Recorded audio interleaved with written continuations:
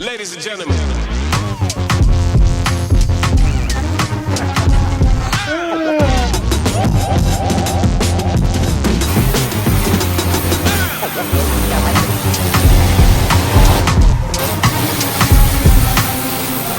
there, that's the bad girl going out.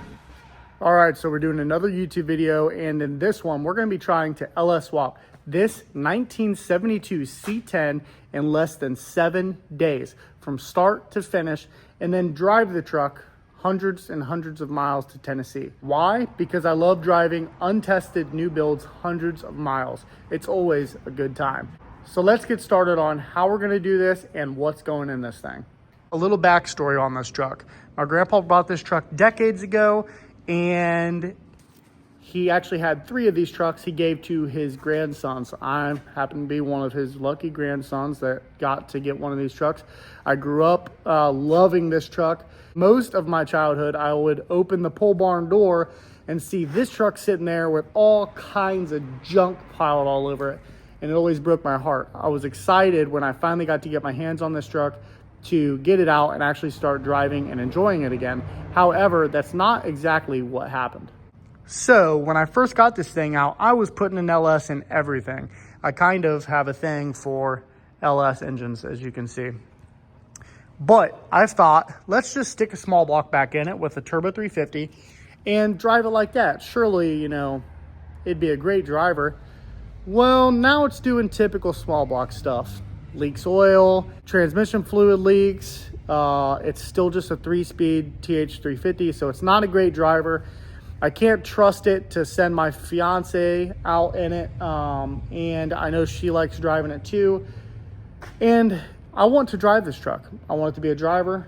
I want to enjoy it. I don't want to have to watch the temperature gauge, etc. So we're putting a 4.8 LS engine in it. Technically not an LS, yeah, blah, blah, blah, I know. Don't want to hear it, don't care. And a 4L80 transmission.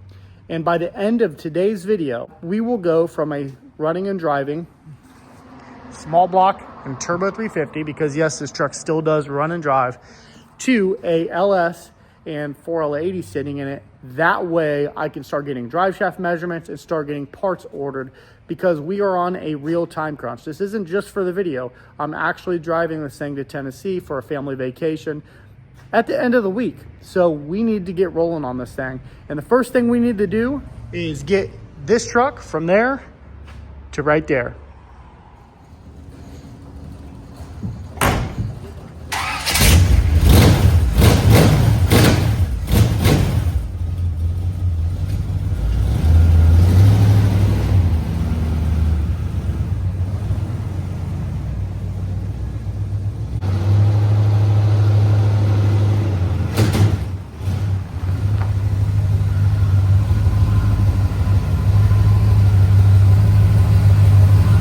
All right, so we've got the truck on the lift.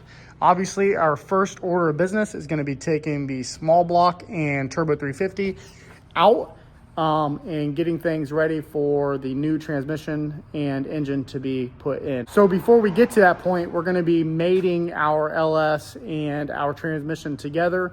Drop them down in at once. I've already got motor mounts here and everything ready to go. We're going to be keeping the same radiator because I did buy a decent radiator the last time that I put this truck together.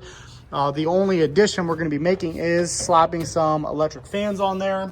And yeah, not much is going to change. It's a pretty straightforward process, but let's go ahead and get started on pulling this motor and tranny out.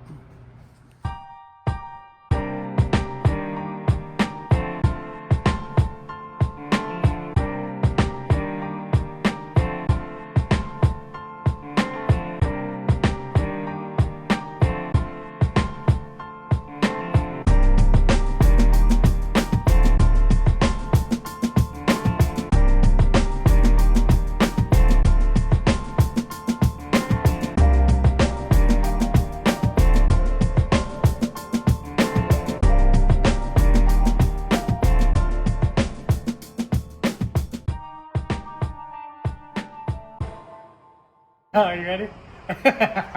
All right, so. Keep going. Did you stop? Don't stop. All right, it's awkward because I've got a guy behind the camera filming this game. All right, so we've got the headers off. Went ahead and took the headers off. We've got everything unhooked down low. Got the drive shaft out. You look fucking silly holding that. Got the shifter off, all that jazz, and now we're pretty much ready to start pulling it. We've got our chain all hooked up, except our buddy borrowed the cherry picker, so we've got nothing to take this thing out with. So we're gonna try to very carefully take it out with the forklift. So hopefully we don't mess anything up.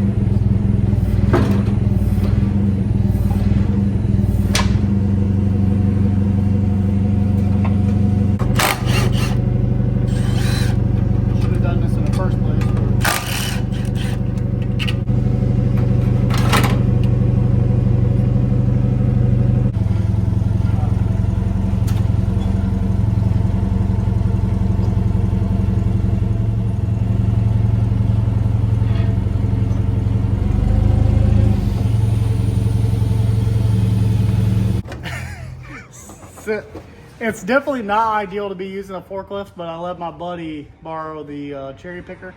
So we got to use that. You just got to be super careful. So, but now the engine's out. So small block 350, turbo 350, and we made a hell of a mess. There's oil and transmission fluid and antifreeze everywhere. He is going to be cleaning it up.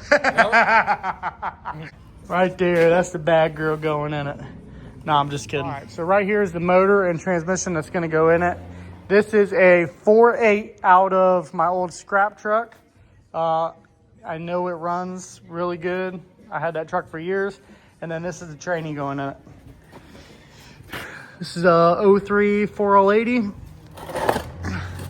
I really prefer not to run 4L80 in this truck just because it's not making a bunch of power. Just because it's not making a bunch of power, there's really no need for it. And 4L80s and NA 4.8s and 5.3s just kind of makes it feel really bogged down kind of. So, but it's what I've got, so it's what we're going to use. So now you got to get this cleaned up.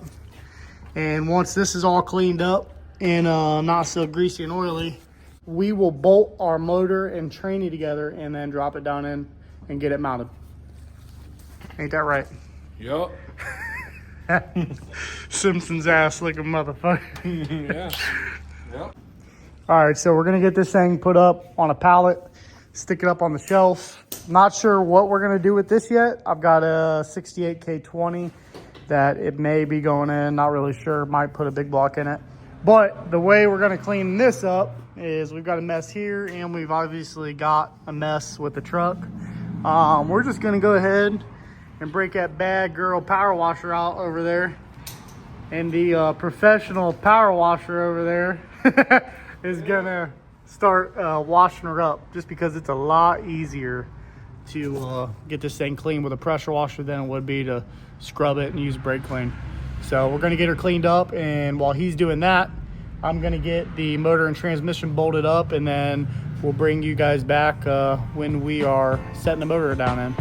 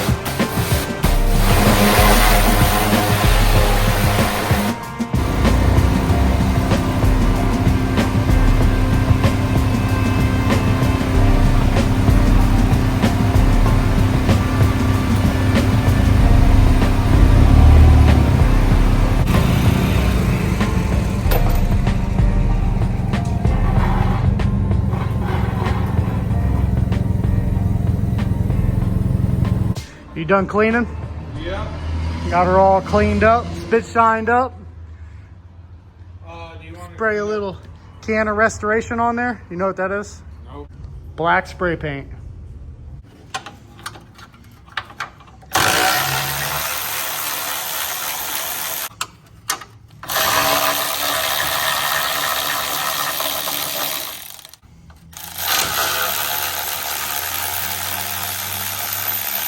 Where my hands at?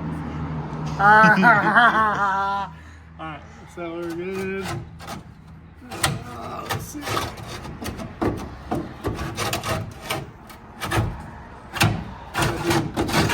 There we go. Cross member out. Look at all that grease you missed, son. Look at all that. That's good. There's a ton of grease on that. Turn it around. Let us see your face. Turn it around. For real. No, I can't. My hands are greasy from that. All right, so I thought we were a little bit closer to dropping this thing in than we actually are. I just realized we got some broken manifold bolts. Typical LS stuff. Another one right there. Probably got a couple on this side. Yep. One there. And well, just one on that side. So super common. I'm gonna go ahead and weld some nuts on those, back them out, and then we'll be ready to drop this thing down the truck.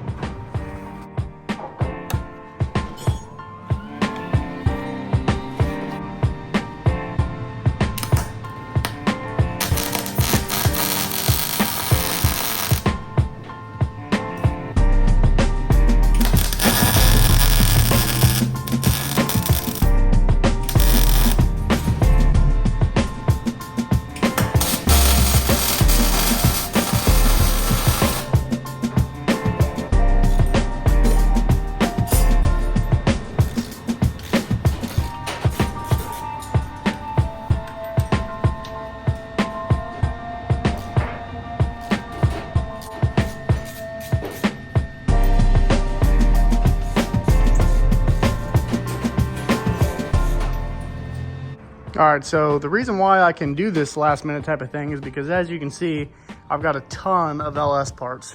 So we need to get our motor mounts. As you can see here, and as you'll see on the truck, this plate bolts to the LS. This is obviously the passenger side. Next, our small block Chevy mount will bolt to our engine plate. And as you can see, that makes it to where you can bolt your small block Chevy pad up to your LS engine. So let's get over there, throw these on, and then we can go ahead and drop our motor and trainee down in. All right, so like I was saying in the parts room, fuck you. All right, so like I was saying in the parts, no, you're good. Did you stop it? No. Don't stop it. All right. So like I was saying in the parts room, we got our motor mount adapter plates here, and we're gonna go ahead and bring it close, motherfucker. We're gonna go ahead and bolt these on our LS motor. I've already got some Loctite on the threads. You don't need to get these things super, super tight. So we're just going to start our... You're getting a call. It's fine. Just ignore it. From who? From who? No, I'll just ignore it. So we're getting our Allen bolts bolted in here that bolt our plate to the engine.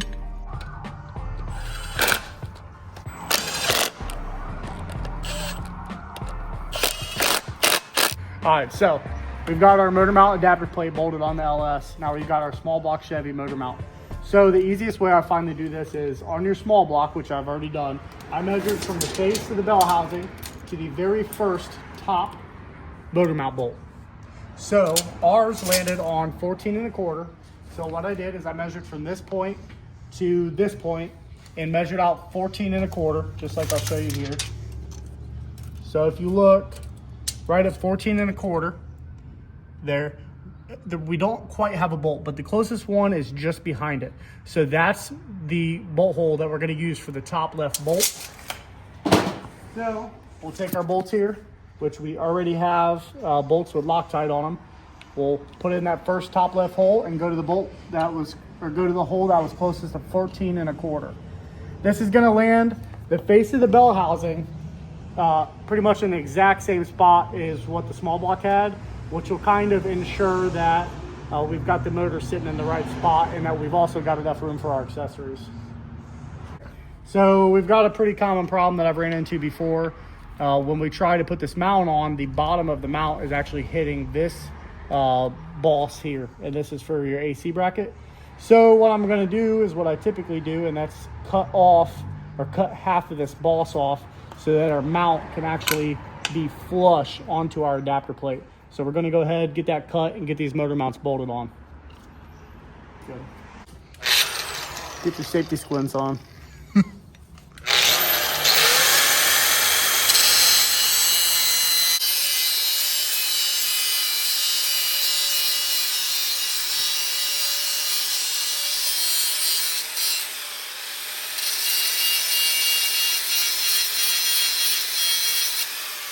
And it looks like it's perfect. So we're gonna go ahead and bolt our mount on, and then we'll be good to drop her in. Good.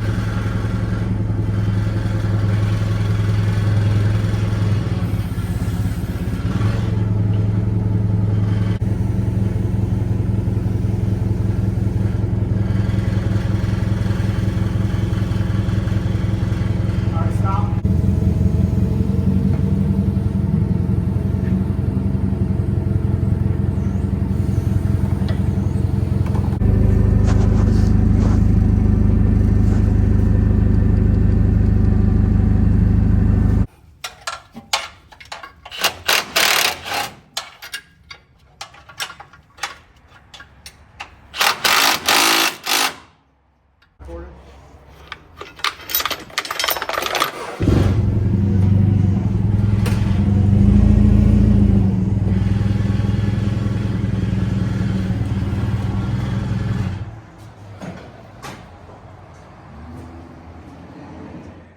All right, so as you can see, the engine and transmission are down in the truck. Motor mounts on, tightened up. The oil pan clearance was great. Everything worked out great, which is a great plus because we can't have any setbacks. This truck has to be running and driving and on a multiple 100-mile road trip to Tennessee in about 6 days. So can't have any mishaps.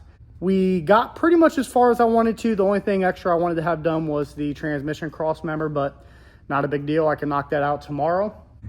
But tomorrow we're also going to be tackling figuring out the exhaust, putting the radiator in, figuring out the radiator hoses, the power steering lines, getting our harness, our coil packs, everything 100% complete. I do have to order some parts, including some pieces to the harness. We're going to be using the factory harness that came off of this engine and transmission.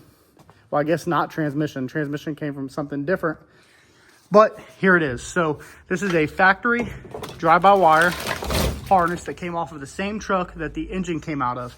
I also have the pedal that came out of it and the tack module. So we have everything to wire it up except for a fuse block. So I'm going to order that, but other than the fuse block being wired into the harness, it will be 100% wired, well, 90% wired up tomorrow. So we're going to go ahead and do all that. We'll see how it goes. Not sure if these are going to be daily uploads or how we're going to do this, but also for the guys who were watching the Fairmont build, guess what? It's here. There's the Fairmont. That's our budget 10-second drag and drive car. I do have the motor and training for it, and we are going to get started on it after I finish this project. So I know I'm kind of jumping around with the videos, but like I said earlier in the video, something came up and I need another vehicle to drive to Tennessee for a family vacation. And what better to do than to rush a probably month build and condense it down into 6 days and then take it untested on a multiple 100-mile road trip. It's nothing better than that. It's like the American